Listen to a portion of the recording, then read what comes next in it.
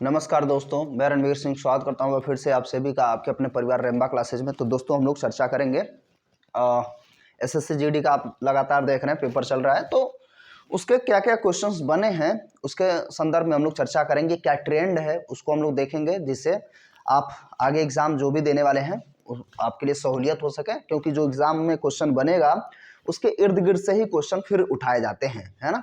Examiner के ऊपर दबाव होता है कि कहीं ना कहीं कोशिश करे कि लगभग एग्जाम का जो लेवल है, पैटर्न है, वो बराबर रहे, सेम रहे, ठीक है ना। तो इसलिए एनालिसिस देखने का लाभ होगा, है ना। तो ये फर्स्ट शिफ्ट का है, आज 2023 23 तारीख 2024 का जो है, और फर्स्ट शिफ्ट का हम लोग एनालिसिस देख रहे हैं। उसके अलावा जो है क्वेश्चन जो बनते हैं इर्द गिर्द के, वो भी हम लोग चर्चा करते चलेंगे, जिससे आपको आगामी एग्जाम में आपको लाभ हो सके, है ना। तो शुरू करते हैं। उससे पहले यदि आप चैनल पर नए हैं तो सब्सक्राइब कर लीजिए, बेल आइकन को प्रेस करिए, जिससे मिल सकेगा नोटिफिकेशन सबसे पहले। दोस्तों के साथ शेयर करना बिल्कुल ना भूलें। शुरू करते हैं बिना बिना देर किए, ठीक है ना। गौर करिए आप लोग, इसमें जो है क्वेश्चन जो बन गया सो बन गया, ठीक है ना। उसके अलावा जो अब बनेगा उससे संबंधित रिलेटेड बातें वहीं से क्वेश्चन उठा लेगा, उसी टॉपिक से, लेकिन क्वेश्चन जो है वहीं से, क्योंकि एक ही टॉपिक में बहुत सारे क्वेश्चन होते हैं। मान लीजिए अभी क्रिप्स मिशन से आया है, तो क्रिप्स मिशन में कौन था, क्यों आया था, है ना, ये सब हम देखते हैं कि क्वेश्चन बनता है। तो अभी ये पूछा था कब, तो क्रिप्स मिशन आता है 1942 में। इसमें कौन कौन शामिल थे ये क्वेश्चन बन जाएगा। तो 3 लोग शामिल थे। देखिए स्टेफोर्ड क्रिप्स, जिसके नाम से ही इस मिशन का जो है नाम रख दिया गया, स्टेफोर्ड क्रिप्स। 2 लोग और थे, सर पैथिक लॉरेंस और एवी अलेक्जेंडर। 3 लोग टोटल हो जाएंगे। ये जो है क्रिप्स मिशन के तहत आते हैं। हालांकि इसका उद्देश्य था भारतीयों को अपना प्रतिनिधित्व देने के लिए, या हम कहें तो संविधान निर्माण के संबंध में आया था। और इसका विरोध किया गया क्योंकि इसमें कोई भारतीय शामिल नहीं थे। हमारे लिए ही आप आ रहे हैं हमारे लिए विधि बनाने, और हम ही नहीं शामिल उसमें, तो इसका विरोध किया गया, जिसकी वजह से क्या हुआ था, लाला लाजपत राय की मृत्यु हो गई थी। तो किसके विरोध में, ये भी कई बार पूछता है ना, लाला लाजपत राय, ठीक है ना। पंजाब के शेर के नाम से जाना जाता उन्हें। तो लाला लाजपत राय की मृत्यु हुई थी, लाठियां इसमें जो है बरसाई गई थी उनके सिर पे, तो इसी के विरोध में उनकी मृत्यु हुई थी, है ना। तो उनका एक शब्द है उसी समय, अंतिम समय में, कि मेरे सिर पर बरसाई गई एक एक लाठियां अंग्रेजों तुम्हारे और ताबूत की एक एक कील, अंतिम एक एक कील साबित होंगी, ऐसा इन्होंने कहा था। और लाल बाल पाल में ये शामिल हैं, है ना। कई बार ये भी प्रश्न बन जाता है कि लाल बाल पाल में कौन है, लाल बाल पाल। तो क्या हो जाएगा, लाला लाजपत राय, बाल गंगाधर तिलक और बिपिन चंद्र पाल। ये 3 तिकड़ी थी गर्म दल के नेताओं में, ठीक है ना। तो यहाँ से इस तरीके से क्वेश्चन बन जाएगा, क्यों आया था, ये सब हम लोग चर्चा, इसीलिए जो है एनालिसिस देखने का लाभ होता है कि आप, चूंकि मैथ्स, रीजनिंग, हिंदी ये एकदम से फिक्स है, जीके जीएस में थोड़ा डर रहता है, तो उसको भी एनालिसिस के तहत उसको भी आसान कर लिया जाएगा। बड़ा आसान आ रहा है, बहुत ज़्यादा डरने की जरूरत नहीं है कि बहुत कठिन आ रहा है। थोड़ी बहुत रीजनिंग जो है लेंदी देंगे, उन्हें टाइम खर्च कराना है। कोर मुद्दा क्या है, देखिए सिलेक्शन उसी का होगा, सिलेक्शन उसका नहीं होगा जिसको सब कुछ आता है, सिलेक्शन उसका होगा जो सही समय पे जल्दी कर लेगा। समझ पा रहे ना। तो ये आजकल का जो है टाइम ड्यूरेशन चल रहा है, जल्दी, समय जो है कम करते हैं, सबसे बड़ी बात समय वाली बात है। फिलहाल ये क्वेश्चन आया था, कुडनकुलम नाभिकीय विद्युत संयंत्र कहाँ पर स्थित है, तो तमिलनाडु में। कुडनकुलम हम देखते हैं तमिलनाडु में, ठीक है ना। और कलपक्कम भी यहीं पर है, ठीक। तो यानी कि ये जो है नाभिकीय विद्युत संयंत्र है, यहाँ बिजली बनाई जाती है ना। कि सबसे पहला जो भारत में था, सबसे पहला महाराष्ट्र में स्थापित किया गया था। बहुत बार प्रश्न बनता है, और आगे अब बनेगा जरूर। महाराष्ट्र में पहला, जिसे हम कहते हैं तारापुर, है ना, तारापुर, ठीक है ना। तारापुर विद्युत संयंत्र हो जाएगा, नाभिकीय विद्युत संयंत्र है तारापुर पहला। और उसके बाद हम देख लेते हैं, कुडनकुलम हो गया, कलपक्कम हो गया तमिलनाडु में, कुडनकुलम बन गया, कलपक्कम पूछ लेगा। बाकी तारापुर महाराष्ट्र से। फिर हम देखते हैं यूपी के अंदर भी पूछता है। यूपी के अंदर क्या है, नरोरा हो जाएगा, है ना। काकरापारा गुजरात, पूरा अगर आप लिखना चाहें, काकरापाड़ा या पारा, कई बार कहीं पे लिखा होता है। गुजरात में, ठीक।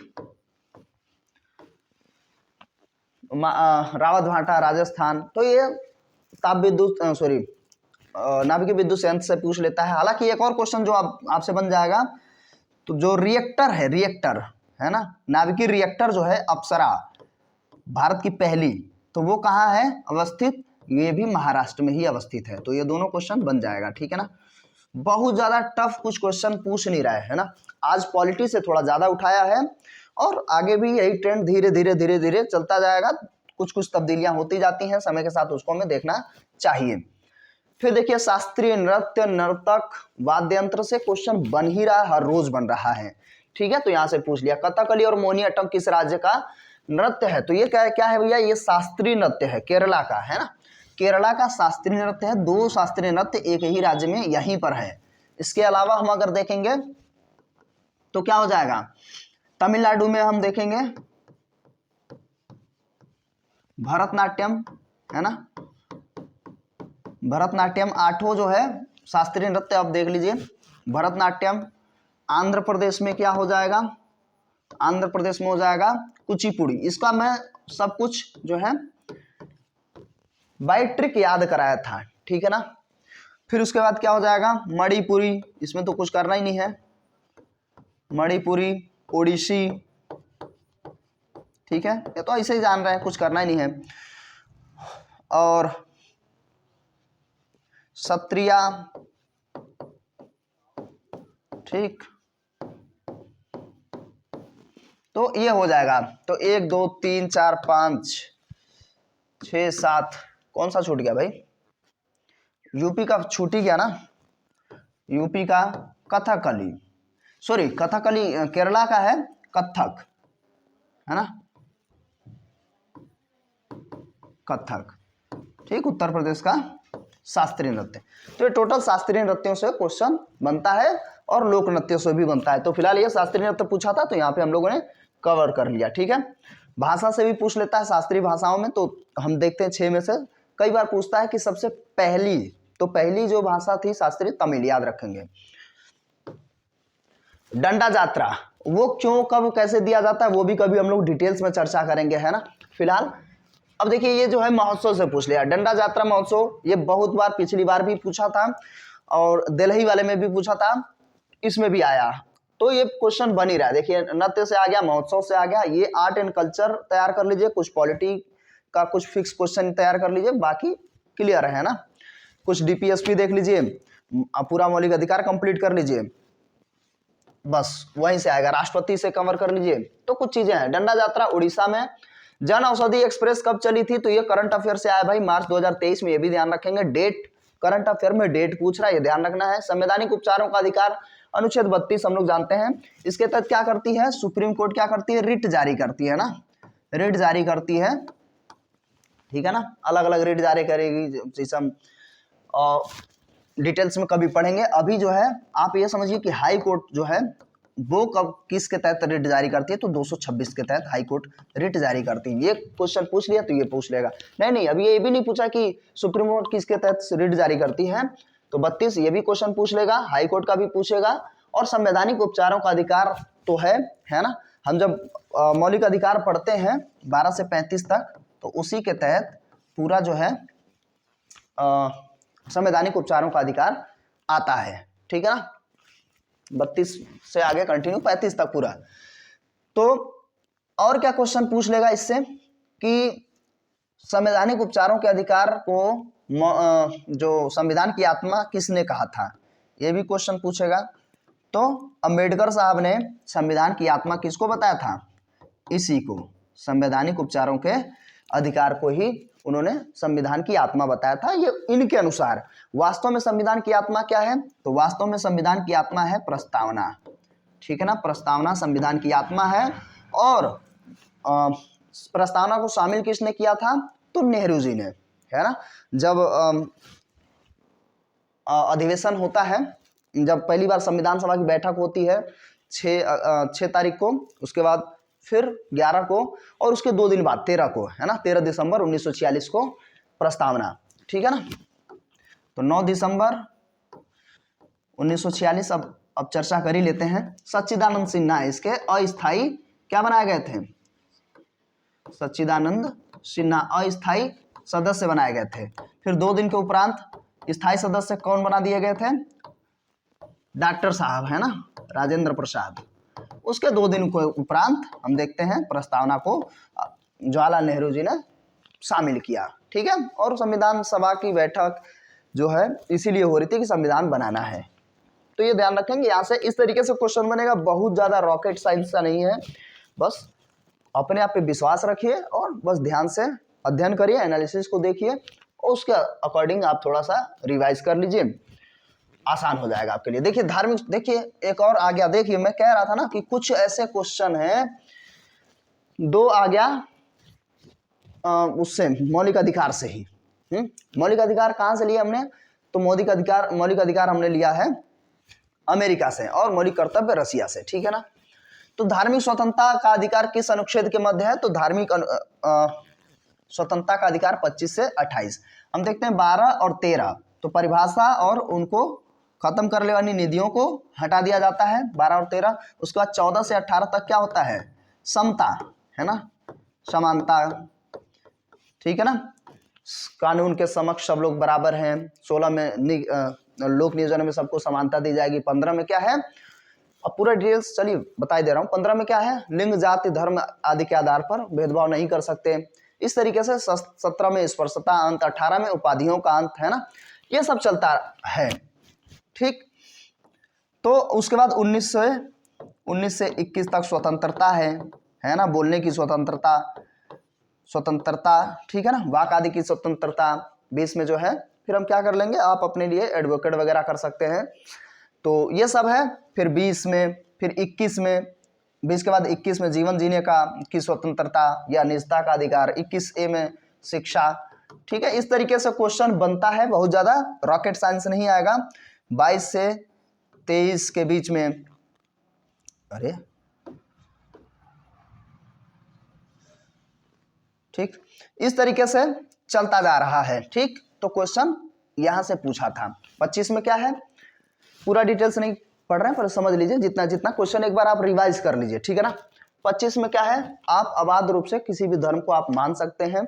26 में उससे संबंधित विधियां कर सकते हैं ना, कोई भी आपको कार्यक्रम वगैरह करना है कर सकते हैं। 27 में क्या है? 27 में कोई भी कर इत्यादि जो है, धार्मिक कर इत्यादि का जो है निलंबन किया गया या नहीं लिया जाएगा। 28 में जो है आप किसी भी अपने शिक्षण संस्थान इत्यादि में धर्म की प्रचार प्रसार कर सकते हैं। यह है यहाँ से यहाँ तक पूरा एकदम, कुछ चीजें एकदम जबान पर रटी होनी चाहिए, जिसमें पूरा जो है मौलिक अधिकार, डीपीएसपी के कुछ राष्ट्रपति, है ना, राष्ट्रपति जब पढ़ेंगे यानी कि संघ के अंतर्गत, तो कुछ आर्टिकल्स हैं, बहुत ज्यादा नहीं। ठीक है ना, राष्ट्रपति के संदर्भ में कुछ राज्यपाल से, और बाकी नागरिकता का भी क्या ज्यादा है यार, उधर 11 तक पढ़ लीजिए, है ना, क्या दिक्कत है। तो ये कुछ महत्वपूर्ण है। अगस्त 2023 में ये भी करंट आया है, नीरज चोपड़ा जो है गोल्ड मेडल इन्होंने जीता था। मीराबाई चानू किससे संबंधित है, किस खेल से? तो ये भारोत्तोलक से हैं। इस तरीके से प्रश्न बन जाएगा। मान लीजिए यहीं से भारोत्तोलन से प्रश्न बना लेगा, और कि भारत में सबसे पहली बार जो है महिला जिन्होंने मेडल जीता था, है ना, तो कौन हो जाएंगी? कर्णम मल्लेश्वरी जी, वो भी भारोत्तोलन में। इस तरीके से भारत की सबसे लंबी नदी क्या है? अब सोचिए, कुछ कुछ क्वेश्चन जो है अब आज के जमाने में बन रहे हैं, ये भी एक अच्छी बात है, कम से कम बन रहे हैं, ये बड़ी बात है। तो गंगा नदी है ना, 25 इसकी लंबाई है। सबसे चौड़ी जो नदी हो जाएगी, सबसे चौड़ी नदी ब्रह्मपुत्र है हमारे भारत में। ठीक है ना, ब्रह्मपुत्र। हालांकि इसकी टोटल लंबाई 2900 किलोमीटर है। सिंधु और ब्रह्मपुत्र इन सब की बराबर बराबर ही है लगभग। ठीक है ना, सबसे चौड़ी। और इसी ब्रह्मपुत्र में जो है असम के अंदर जब हम देखेंगे एक द्वीप बनता है जिसे माजुली कहते हैं, जो दुनिया की सबसे बड़ी नदी द्वीप है ना, दुनिया की सबसे बड़ी नदी द्वीप माजुली ब्रह्मपुत्र में ही है। नदी द्वीप मतलब नदियों के बीच में द्वीप, चारों तरफ पानी से जो ढका हुआ होता है ना। और द्वीप सबसे बड़ा क्या है दुनिया का, जो समंदर के अंदर है, वो है ग्रीनलैंड। ठीक है ना, इस तरीके से प्रश्न बन जाएगा। सबसे बड़ी, दुनिया की सबसे बड़ी लंबी नदी कौन सी हो जाएगी? तो वो हो जाएगी, कौन सी नदी है सबसे लंबी नदी? दोनों में ध्यान रखेंगे, सबसे बड़ी और सबसे लंबी, लंबी और बड़ी। तो ये है नील नदी जो अफ्रीका महाद्वीप में बहती है, और ये है अमेजन, तो सबसे बड़ी नदी अमेजन है, ठीक है ना। अमेजन नदी जो दक्षिणी अमेरिका महाद्वीप में बहती है, ठीक है ना, चौड़ी भी है धारिता के अनुसार। तो इस तरीके से प्रश्न बन जा रहा है, क्या दिक्कत है इसमें। आप लोग सोच रहे हैं अरे मेरे में आ जाता, ऐसा ही आएगा, क्या दिक्कत है यार, परेशान होने की जरूरत नहीं है। सबसे लंबा बांध पूछ लिया, हीराकुंड बांध, सबसे ऊंचा पूछ लेगा, टिहरी बता दीजिए, ठीक है, क्या दिक्कत है। महानदी पर है, ये भी पूछ लेगा आगे, है ना। वो टिहरी जो है उत्तराखंड में है। इस तरीके से प्रश्न बनेगा, कोई दिक्कत नहीं है बहुत ज्यादा। भारत की सबसे लंबी दूरी तय करने वाली ट्रेन कौन सी है, तो विवेक एक्सप्रेस, ये भी क्वेश्चन पूछ लिया है। राष्ट्रपति का निर्वाचन, देखिए एक और आ गया, देखिए राष्ट्रपति से आ गया क्वेश्चन, है ना। राष्ट्रपति का निर्वाचन की रीति किसमें है, अनुच्छेद 55 में। तो आपको पूरा अनुच्छेद 52 से लेकर के पढ़ ही लेना है। अनुच्छेद 52 में आएंगे राष्ट्रपति है, 53 में उसके सारी संघ की शक्तियां उसी के अंतर्गत समाहित है, फिर 54 में चुनाव वगैरह, फिर 55 में रीतियां क्या है, ऐसे ही कंटिन्यू चलता जाएगा। 72 है, ठीक। तो अभी पूरा जो है, अभी देखिए फिर से अनुच्छेद 23, ये क्या है भैया, आज सब संविधान ही उठा लेगा। अनुच्छेद 23 फिर से पूछ लिया है, अभी थोड़ी देर पहले हम लोग चर्चा किए थे। तो मानव दुर्व्यवहार एवं बलात्श्रम इत्यादि का जो है, तो 23 से 24 वो था, तो उसमें क्या है, बलात्श्रम, दुर्व्यापार नहीं किया जा सकता है, खरीद फरोख्त नहीं होगी। 24 में क्या है, भारी या बड़े उद्योग धंधों में 14 साल से बच्चों को नहीं लगाया जा सकता। यही सब था, क्या दिक्कत है। अनुच्छेद 23 पूछ लिया था। तो फिर से देखिए 2-3 क्वेश्चन तो आ गए आपके मौलिक अधिकार से ही। अनुच्छेद 43 किस से संबंधित है, तो अनुच्छेद 43 आ गया, तो अब 44 पूछेगा, 42 ऐसे पूछता रहेगा, क्या है। अनुच्छेद 43 किससे संबंधित है, सभी कामगारों को उचित वेतन, है ना। तो समान काम के लिए समान वेतन का अधिकार, चाहे वो पुरुष महिला इत्यादि कोई भी हो, तो कामगारों के लिए समान वेतन। अनुच्छेद 44 क्या है, समान सिविल संहिता है। अनुच्छेद 40 क्या है, ज्यादातर यही सब क्वेश्चन पूछता है। राज्यों को निर्देश दिया गया है, संविधान जो है राज्यों को निर्देश देती है कि वो अपने अपने कार्य क्षेत्र में क्या करेंगे, पंचायतों का गठन करेंगे, है ना। अनुच्छेद 40, फिर वही 243 से उसकी जो है चीजें चलती हैं। ऐसे ही अनुसूचियों में देखेंगे, तो अनुसूचियों में 11वीं अनुसूची, 12वीं नगर पालिका। मंडा त्योहार, देखिए फिर त्योहार आ गया। मंडा त्योहार झारखंड में मनाया जाता है। सभी त्योहार इत्यादि एकदम से कवर कर लेना है। कौन सी, एक केमिस्ट्री से आ गया भाई, पीरियोडिक टेबल से, कौन सी गैस तापमान कम करने पर तरल अवस्था में पाई जाती है, तो हीलियम, है ना। कौन सी गैस तापमान कम करने पर तरल अवस्था में पाई जाती है, हीलियम। हीलियम से क्या क्या क्वेश्चन उठा सकता है, ये सुन लीजिए, क्वेश्चन आगे बनेगा। हीलियम जो है सबसे हल्की गैस है, सबसे हल्की, लेकिन किसमें, हल्की जो है अक्रिय गैसों में, समझ रहे हैं ना, अक्रिय गैसों में सबसे हल्की है, क्योंकि सबसे हल्की जो है हाइड्रोजन होती है ना। सबसे हल्का होता है, ये हल्की नहीं है, ये हल्का है। सबसे हल्का गैस हाइड्रोजन है, लेकिन ये क्या है, आवारा तत्व है, ये क्रियाशील है, जबकि हीलियम अक्रिय है। और अक्रिय होने की वजह से ही क्या होता है, इसका इतना ज़्यादा इस्तेमाल है। क्यों, क्योंकि इसको जो है वायुयान के पहियों में इस्तेमाल कर लेते हैं हम। जब भी जो ऑक्सीजन वाली सिलेंडर होती है, चाहे वो गोताखोर इस्तेमाल करे या नॉर्मल भी, तो ऑक्सीजन के सिलेंडर में भी हीलियम ही मिला लिया जाता है ना। इसका 2 नंबर होता है, एटॉमिक नंबर 2 होता है, यही मिला लिया जाता है, ठीक है ना। तो इस तरीके से इससे प्रश्न बनता है, ठीक है ना। तो सिलेंडर में हीलियम मिलाया जाता है, जो क्या बोलते हैं, गोताखोर होते हैं, उनके भी सिलेंडर में मिलाया जाता है, पहिए में भर ली जाती है ना। सबसे हल्की अक्रिय गैस है। तो ये सब क्वेश्चन बनता है, और ये तो बनी गया, जब तापमान कम करेंगे तो ये लिक्विड फॉर्म में आ जाएगी, ठीक। ऋग्वेद की रचना कब हुई, अब देखिए सामान्य सा प्रश्न पूछ लिया कि 3500 ईसा पूर्व के समय काल में ऋग्वेद की रचना हो गई है। तो वेदों के रचनाकार कौन हो जाएंगे, वेद व्यास, है ना। तो वेदों से प्रश्न बन जा रहा है, तो ऋग्वेद से क्या क्या प्रश्न बनेगा, देखिए वेदों की रचनाकार वेद व्यास है, महाभारत के भी रचनाकार वेद व्यास ही हैं, है ना। और गीता जो है वहां भी हम कहीं न कहीं देखते हैं वेद व्यास, ठीक है ना। तो ऋग्वेद को पढ़ने वाले व्यक्ति को क्या कहते हैं, होर्त कहते हैं या होता कहते हैं, होर्त या होता कहते हैं इसका जो पढ़ता है ना। संस्कृत में, प्योरली संस्कृत में है, 1028 सूक्त है, 10 मंडल हैं, मंडलों से भी क्वेश्चन पूछ लेता है। तीसरे मंडल में सावित्री को समर्पित है ना, सावित्री को समर्पित क्या हो जाएगा, गायत्री मंत्र है।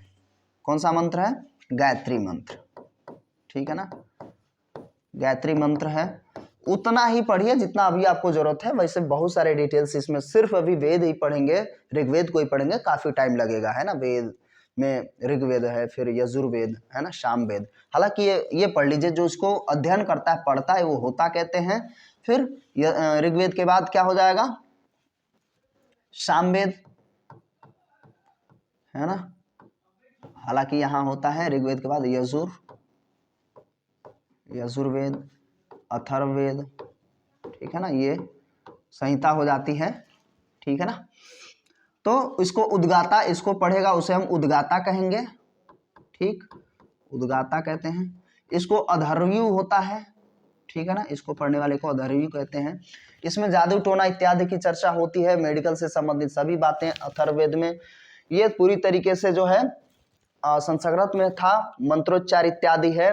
सामवेद जो है संगीत का जनक, कहीं न कहीं इसे ही कहते हैं, तो इसमें जो है संगीत की बात है।